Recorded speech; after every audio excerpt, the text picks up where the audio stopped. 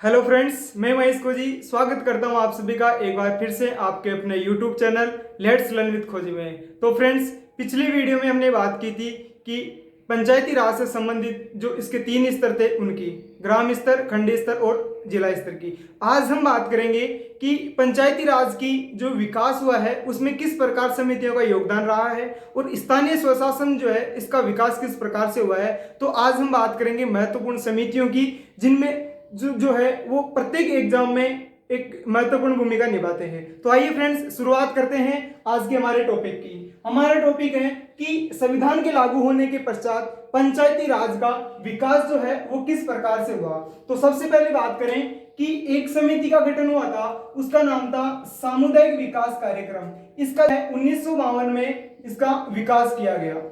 तो इसमें देखें, उसके बाद जो है राष्ट्रीय सहविस्तार योजना लागू की गई, वो की गई थी 1953 में। लेकिन ये दोनों ही जो है ये कारगर साबित नहीं हुई, यानी कि ये विफल हो गई।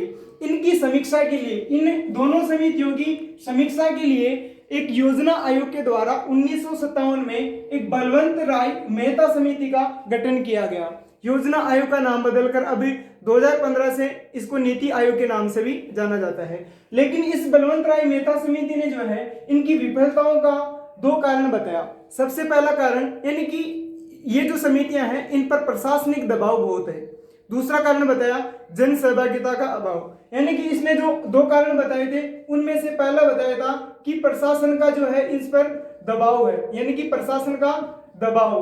और दूसरा जो कारण है इन्होंने बताया था कि इनमें जो है वो जो सहभागिता है उसका अभाव है, यानी कि लोग जो है इसमें भागीदारी नहीं ले रहे हैं, लोगों को इसके बारे में जागरूकता करने की आवश्यकता है। तो इन्होंने ये 2 कारण बताए थे कि प्रशासनिक दबाव और जन सहभागिता का अभाव है। लेकिन उसके पश्चात में जो है इन्होंने और 3 कारण बताए थे, जिनमें से सबसे महत्वपूर्ण यह है कि इस समिति ने अपनी सिफारिश में कहा कि पंचायती राज के विकास के लिए पंचायती जो संस्थाएं हैं उनके 3 स्तर होने चाहिए। पहले स्तर की बात की इन्होंने, जो पहला स्तर था वो था ग्राम स्तर। दूसरे स्तर की बात की थी इन्होंने, वो था खंड स्तर। और तीसरे स्तर की इन्होंने बात की वो था जिला स्तर। यानी कि पंचायती राज संस्थाओं के 3 स्तरों की बात करने वाली समिति कौन सी थी, तो वो है बलवंत राय मेहता समिति, जो कि मोस्ट इंपोर्टेंट समिति है। यहां से हर बार क्वेश्चन जो है वो पूछा जाता है। तो ग्राम स्तर पर ग्राम पंचायत, और जो है खंड स्तर पर इन्होंने कहा कि पंचायत समितियां जो है वो कार्य करेगी। खंड स्तर पर पंचायत समितियां कार्य करेगी। और जिला स्तर पर जो है वो जिला परिषद जो है वो मुख्य रूप से कार्य करेगी। तो इन्होंने ये 3 स्तरों की बात कही थी। लेकिन अगर हम देखें कि इन्होंने और भी अपनी सिफारिशों में कहा था कि पहली सिफारिश जो थी इन्होंने ये कहा कि 3 स्तर होने चाहिए। फिर उसने कहा कि पंचायती राज संस्थाओं का विधिवत रूप से राजस्थान में उद्घाटन होना चाहिए। फिर उन्होंने कहा कि पंचायती राज संस्थाओं में जन सहभागिता को बढ़ावा देने की आवश्यकता है। साथ ही पंचायती राज संस्थाओं को जो है पर्याप्त संसाधन उपलब्ध करवाए जाए, जिससे कि ये गांवों का विकास हो सके। यानी कि स्थानीय समस्याओं का स्थानीय स्तर पर स्थानीय जनप्रतिनिधियों के द्वारा निराकरण करना ही स्थानीय स्वशासन कहलाता है। तो इसको बढ़ावा देने के लिए जो है वो जन सहभागिता को भी बढ़ावा मिलना चाहिए। उसके बाद में इन्होंने कहा कि ग्राम स्तर पर जो चुनाव होंगे वो तो होंगे प्रत्यक्ष विधि से, और खंड स्तर और जिला स्तर पर जो चुनाव होंगे वो होने चाहिए अप्रत्यक्ष रूप से।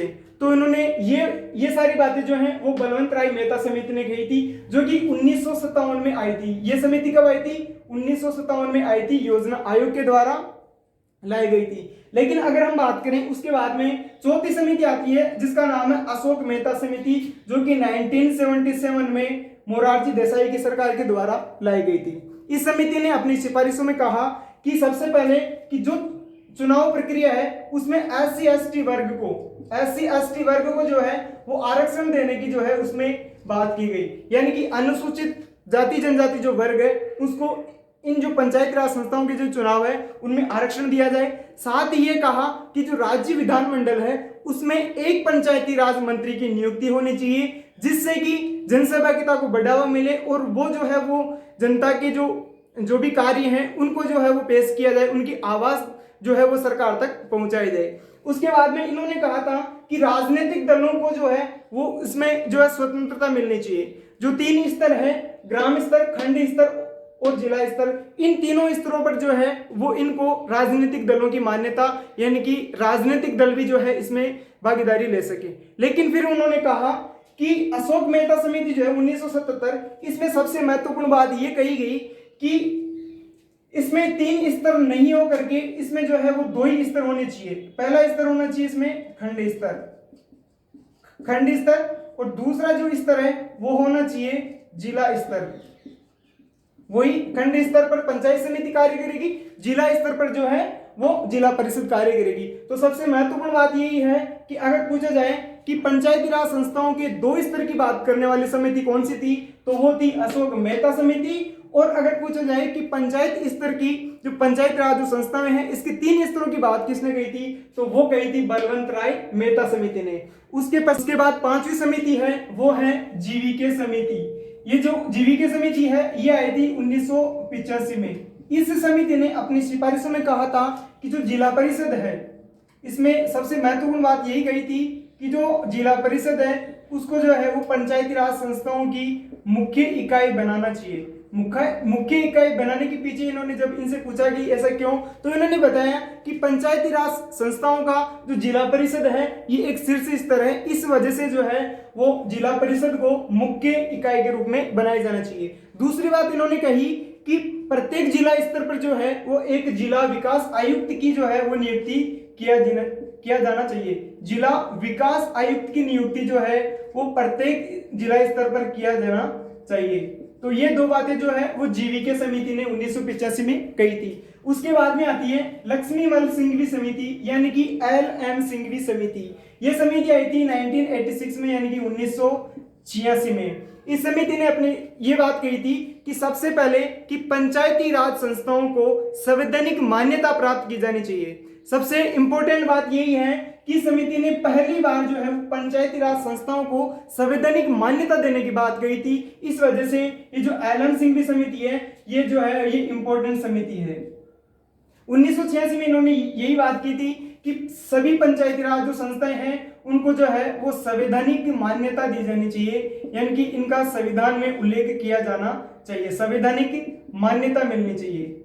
उसके बाद में जो है इन्होंने एक बात और कही कि इन्होंने कही थी कि जिला परिषद को मुख्य इकाई बनाना चाहिए, लेकिन LM सिंघवी समिति ने कहा था कि ग्राम स्तर को, यानी कि ग्राम पंचायतों को, ग्राम स्तर यानी कि ग्राम पंचायतों को जो है वो मुख्य इकाई बनाना चाहिए। इनसे जब पूछा गया कि ऐसा क्यों, तो इन्होंने एक ही बात कही कि ग्राम पंचायत यानी कि जो ग्राम स्तर है वहां पर जो प्रत्यक्ष लोकतंत्र है वो देखने को मिलता है, यानी कि वहां पर जो चुनाव प्रक्रिया है वो प्रत्यक्ष रूप से होती है ना कि अप्रत्यक्ष रूप से। इस वजह से, और सबसे छोटा स्तर है वो है ग्राम पंचायत, इस वजह से जो है वो मुख्य इकाई बनाई जाना चाहिए। लेकिन जब इनकी समीक्षा के लिए एक समिति का गठन किया गया और उस समिति का नाम था पीके थूगन समिति। उस समिति का क्या नाम था? पीके थूगन समिति, जो कि 1988 में बनाई गई थी। इनकी समीक्षा के लिए ही इस समिति का निर्माण किया गया था। इनकी समीक्षा करने के पश्चात पीके थूगन समिति ने एक ही बात कही कि हाँ, ये LM सिंघवी जो है वो सही बोल रहे हैं, इनमें जो है सभी पंचायती राज संस्थाओं को जो है संवैधानिक मान्यता प्रदान करनी चाहिए। इस वजह से पीके थूगन समिति ने यह बात कही थी।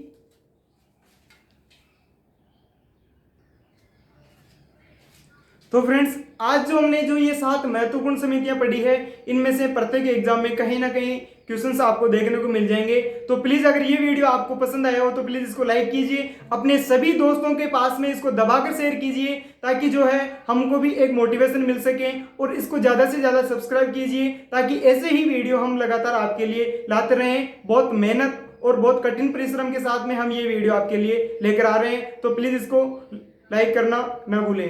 Thank you.